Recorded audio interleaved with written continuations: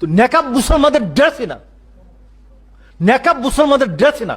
ইহুদি নারীরা যখন যখন অন্য ব্যবসাবৃত্তি করতো অথবা অন্য কোনো নিষিদ্ধ কার্যক্রম করতো তখন নেকাব পড়তো। একটাবার ভাবেন, ক্ষমতা এখনো হাতে পায়নি, সে কিভাবে ইসলামকে কটূক্তি করতেছে। হোক সে যে কোনো দলের, যে অন্যায়কারী সে অন্যায়কারী, তাই সে যে কোনো দলের হোক, যে কোনো মতের হোক, যে কোনো ধর্মের হোক, অন্তত পক্ষে মুসলিম মা বোনদের পর্দা নিয়ে যারা কটূক্তি করবে সে ভালো মায়ের সন্তান হতে পারে না। দেখেন, তার এই কথাবার্তাগুলো রাজনৈতিক কোনো অঙ্গনে কোনো জায়গায় খাটে আমার তো মনে হয় না। মানে রাজনৈতিক নেতাদের কাজ কি?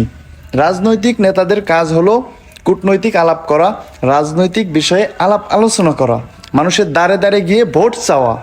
কিন্তু তা না করে বরং সে মা বোনদের পর্দা নিয়ে কটূক্তি করতেছে। মানে এভাবে কি ভোট আনা সম্ভব? আমি আগেও বলেছি, সে যে দলের হোক, যে মতের হোক, যে ধর্মের হোক, যে অন্যায়কারী সে অন্যায়কারী, তাই পৃথিবীর যেই হোক না কেন, ইসলাম নিয়ে কটূক্তিকারী, মা বোনদের পর্দা নিয়ে কটূক্তিকারী আর যাই হোক সমাজের কোনো নেতা হতে পারে না।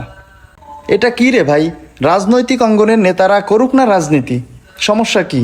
আমাদের পছন্দ হলে ভোট দিব, আমাদের পছন্দ না হলে ভোট দিব না, শেষ। কিন্তু তাই বলে আপনাদের ক্ষমতা আছে দেখে আপনারা ইসলাম নিয়ে কটূক্তি করবেন, মা বোনদের পর্দা নিয়ে কটূক্তি করবেন? এটা কোন ধরনের সমাজ ব্যবস্থা?